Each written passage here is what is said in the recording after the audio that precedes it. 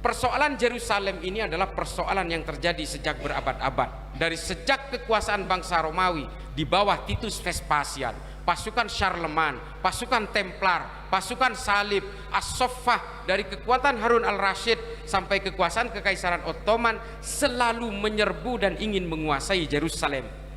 Sampai hari ini antara Benjamin Netanyahu dengan Hamas.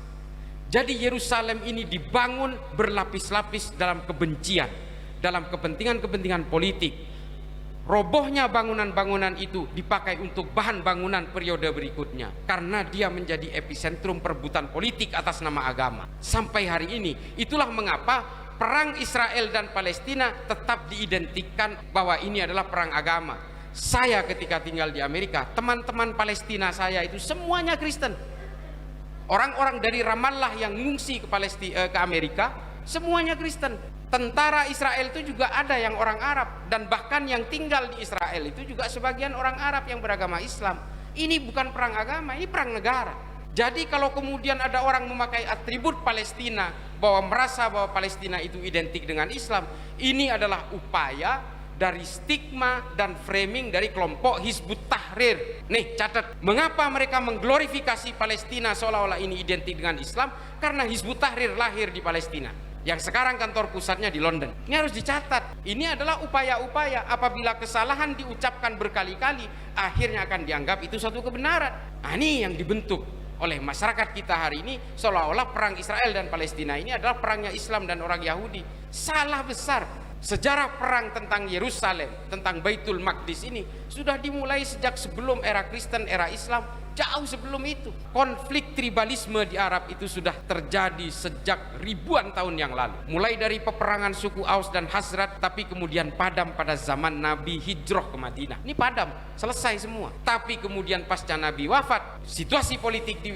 Madinah kemudian menjadi hancur lagi, hingga akhirnya orang Kristen dan orang Yahudi ngungsi ke pesisir Levan hingga ke Damaskus, ke Aleppo, ke Homs dan Raqqa di Suriah. Zaman Kanjeng Nabi semua bersatu, suku Aus, suku Khazraj, Islam, Kristen, Yahudi semua bersatu di Madinah. Setelah Nabi wafat, stabilitas politik yang menghancurkan peradaban Madinah, sehingga kemajemukan tidak terjadi lagi, peperangan sesama orang Islam terjadi, lalu kemudian saling bunuh sesama orang Islam terjadi.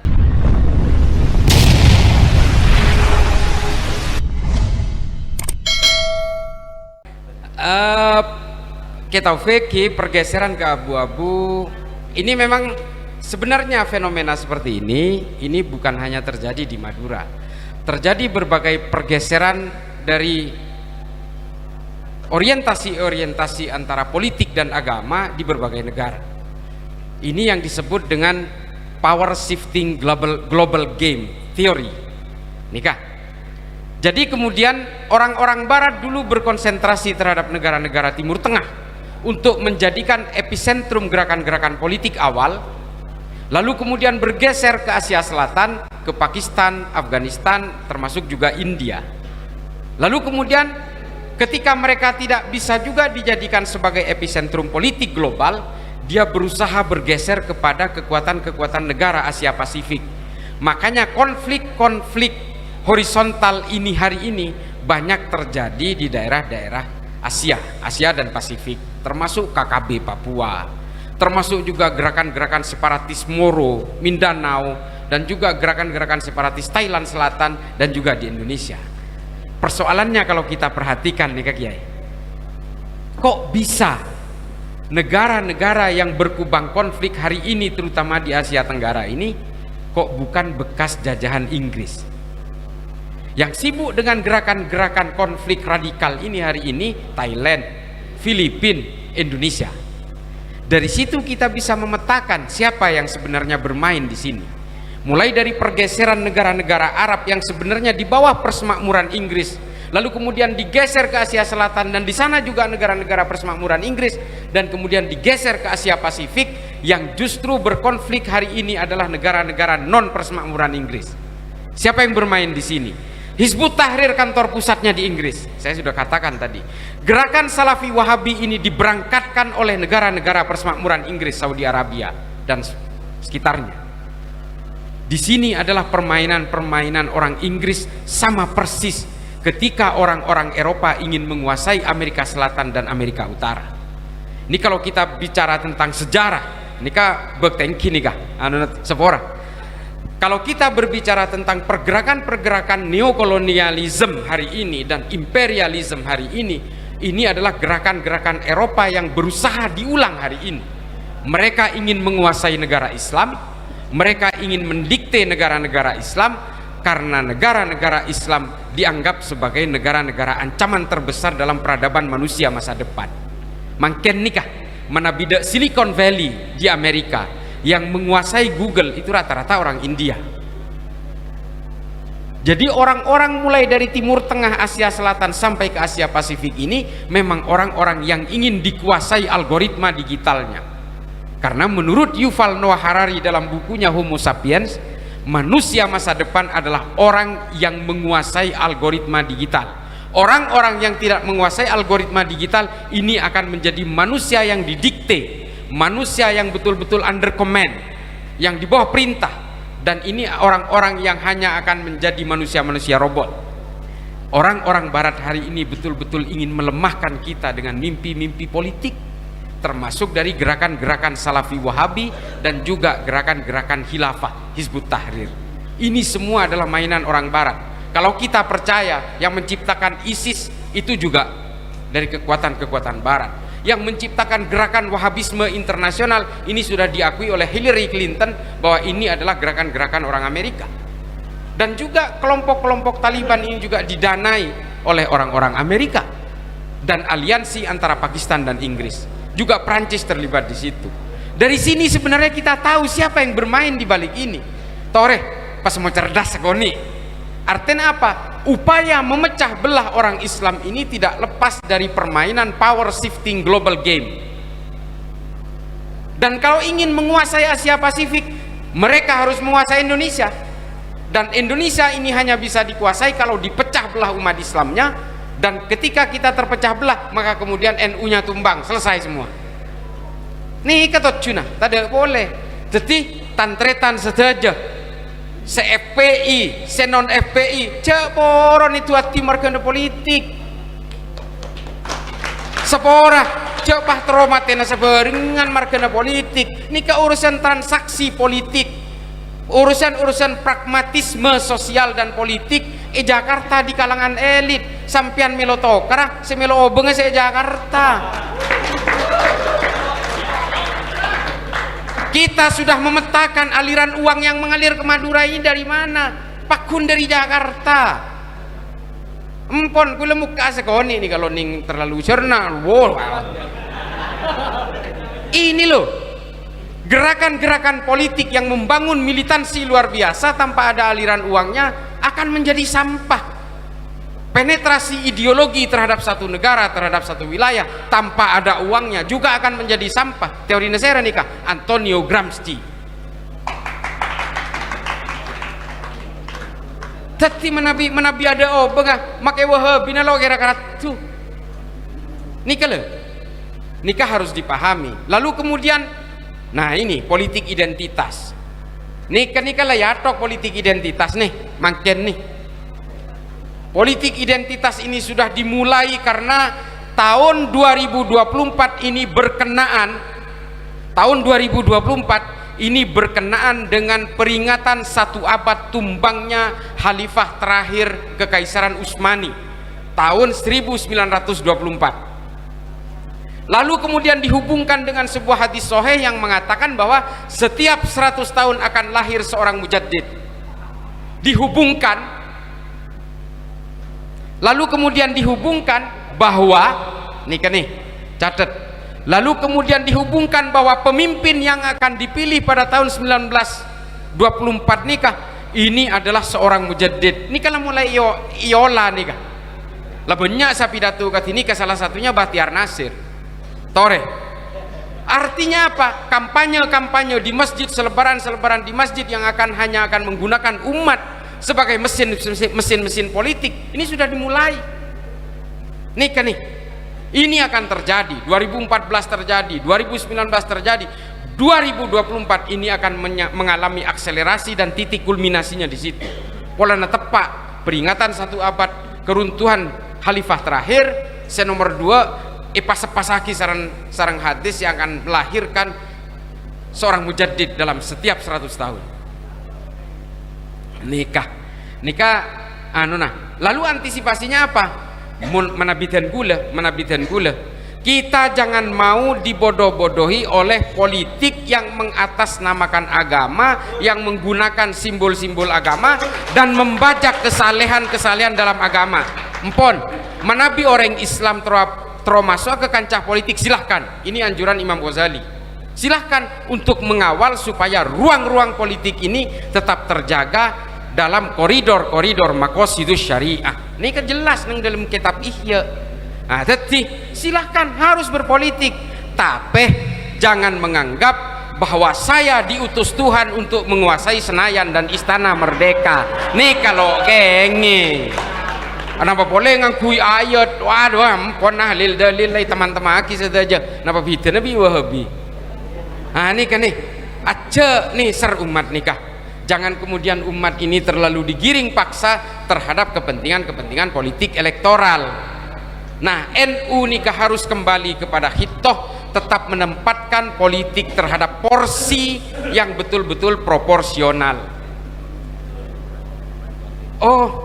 Ada nikah kita Taufik. Jadi tugas NU adalah mengawal bahwa kita tidak boleh terjebak dalam berbagai narasi-narasi politisasi agama yang lebih menggunakan umat sebagai kekuatan elektoral sektarian. Ini kan nih contohnya. Gula tadi saya sudah memberi contoh bahwa kita bisa membedakan antara politisasi agama dan orang beragama yang harus terjun ke dalam politik dalam versinya Imam Ghazali. Imam Ghazali memang menyuruh kita untuk terjun ke dunia politik untuk mengawal supaya ruang-ruang politik ini terjaga dengan koridor-koridor maqasidus syariah. Niki yulang pole bi kula polana pada bupati takoknya kuarasanan. Bupati ini kah kula cek seneng Pak Bupati, rang terangan bae. Kula selalu monitor. Nikah inilah menurut dan kula fungsi ruang-ruang politik dari orang-orang beragama ini adalah mengawal dan membuat koridor-koridor yang benar bahwa ruang-ruang politik ini tidak boleh menjauh dari konsep-konsep syariah. Menabi IPKI kini kan lebih biasa ya. Nikah kan sering itu du PKI, sedeng Sayyidina Ali, sawo sing kaperakin. Tangki. Nah, nikah. Jadi biasa ujian jadi pemimpin lakar kati nikah. Koranga Jokowi ki. Aku Jokowi nikah mulai dari Jokodok, mulai awal nikah. Lah seponan nikah ini ujian-ujian sebagai pemimpin. Termasuk kepemimpinan Sayyidina Utsman ibnu Affan nikah kan ujiannya berat sekali. Itu du korupsi, itu du kafir, sampai nikah kula nambah di cerita kelopain.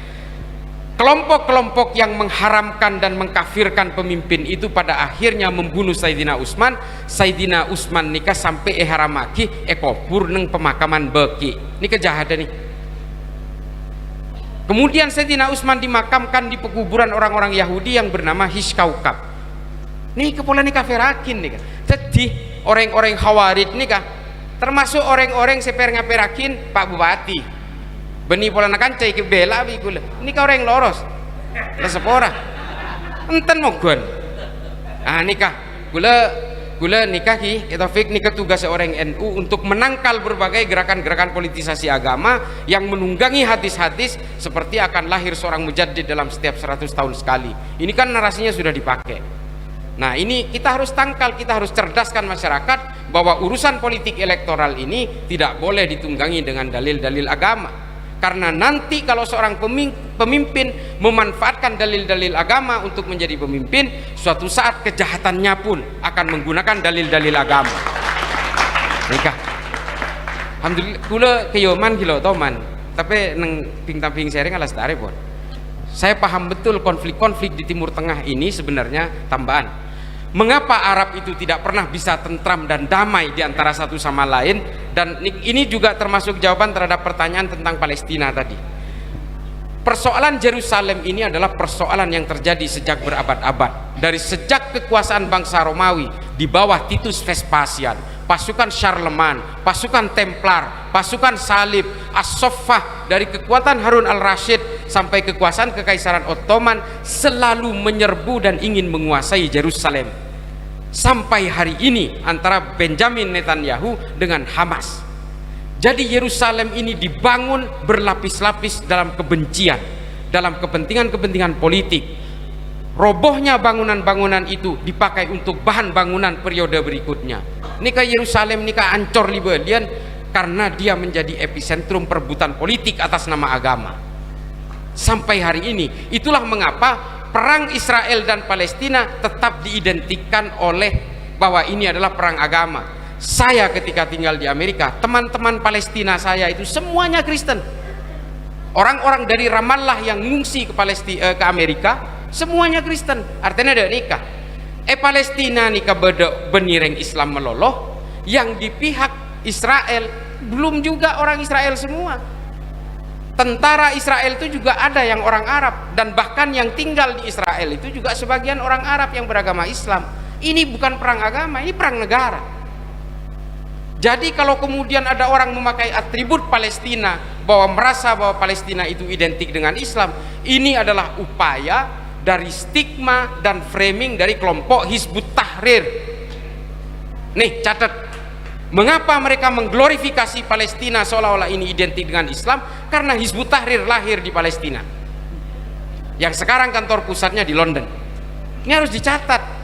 Upaya-upaya framing falsehood ini adalah upaya-upaya apabila kesalahan diucapkan berkali-kali, akhirnya akan dianggap itu suatu kebenaran. Nah, ini yang dibentuk oleh masyarakat kita hari ini, seolah-olah perang Israel dan Palestina ini adalah perangnya Islam dan orang Yahudi. Salah besar. Sejarah perang tentang Yerusalem, tentang Baitul Maqdis ini sudah dimulai sejak sebelum era Kristen, era Islam, jauh sebelum itu. Ada nikah, ini ketambahan. Nah, jadi pertanyaan kedua tambahan lagi, bahwa konflik tribalisme di Arab itu sudah terjadi sejak ribuan tahun yang lalu. Mulai dari peperangan suku Aus dan Hazrat, tapi kemudian padam pada zaman Nabi hijrah ke Madinah. Ini padam, selesai semua. Sehingga kemudian orang pribumi dan pendatang di Madinah dibelah oleh Nabi menjadi kaum Muhajirin dan kaum Ansor, lalu kemudian disatukan menjadi satu peradaban yang bernama peradaban Madinah. Selesai semua di dalam panji keislaman. Tapi kemudian pasca Nabi wafat, situasi politik di Madinah kemudian menjadi hancur lagi, hingga akhirnya orang Kristen dan orang Yahudi ngungsi ke pesisir Levan hingga ke Damaskus, ke Aleppo, ke Homs dan Raqqa di Suriah. Nah, ini kekelerona. Zaman Kanjeng Nabi semua bersatu, suku Aus, suku Hazrat, Islam, Kristen, Yahudi semua bersatu di Madinah. Setelah Nabi wafat, stabilitas politik yang menghancurkan peradaban Madinah, sehingga kemajemukan tidak terjadi lagi, peperangan sesama orang Islam terjadi, lalu kemudian saling bunuh sesama orang Islam terjadi. Nah, nikah mulai dari kepemimpinan Nabi ini konsepnya apa? Ini konsep Khalifah min hajin nubuah cepon. Nabi nikah konsep kenabian ketika memimpin di Madinah. Setelah itu kan dipimpin oleh manusia biasa. Nah, mangken cepon sistem khilafah ini adalah buatan Tuhan. Polana Nabi dimin teti khalifah. Persoalannya, kalau memang khilafah ini dianggap sebagai ciptaan Tuhan, pasai rasa tetia Jibril, pasai rasa tetia pangerana. Dulu Nabi memimpin Madinah, yang negor langsung itu Allah kalau ada kesalahan. Kalau khilafah ini diterapkan hari ini, saya rasa bisa ngundang Allah untuk negor pemimpin hari ini. Tidak ada. Makanya konsep bernegara itu adalah konsep al-asobiyah tadi, kesepakatan bersama. Menabih kebedrut nikah beda salah, tegur sarang perwakilan-perwakilan rakyat. Inilah konsep al-asobiyahnya Ibnu Khaldun. Nah, kat ini kemangken sistem pah mangken cepon khilafah nikah buatan Tuhan. Jakal ngakale gule sarang sampean nikah kan, ini kan sebenarnya gerakan-gerakan narasi politisasi agama. Mereka ingin menguasai politik Indonesia dengan menunggangi agama, lalu mengatakan khilafah ini ciptaan Allah. Salah, ini keciptaan orang Romawi. Khilafah itu sudah ditemukan oleh bangsa Romawi 1300 tahun sebelum Islam memakai sistem ini. Namanya Respublika Romana, namanya monarki absoluto, namanya Concilium Plebis. Ini kan paling oning bisa sampean pasarang orang Hizbut Tahrir mangken oh ini kebaya pangeran, ini kan kalau ngakale kulis sarang sampean. Ini keciptaan orang Romawi ini. Ini kan gaya Hizbut Tahrir untuk menguasai orang Indonesia secara politis mengatasnamakan Tuhan. Nah, nikah. Dan nikah ki teti tore harus membedakan antara konflik-konflik tribalisme ini tidak boleh terjadi di antara kita semua. Karena apa? Semua sistem politik yang datangnya dari Arab itu pasti berbeda dengan kultur-kultur keindonesiaan kita. Seterahir apa nikah? Oh, penganut tafsir. Dan nikah. Kiai, Gus. Saya mengatakan bahwa agama bukan ideologi, tapi tafsir-tafsir agamanya ideologis. Nah, nikah. Mengapa saya mengatakan demikian?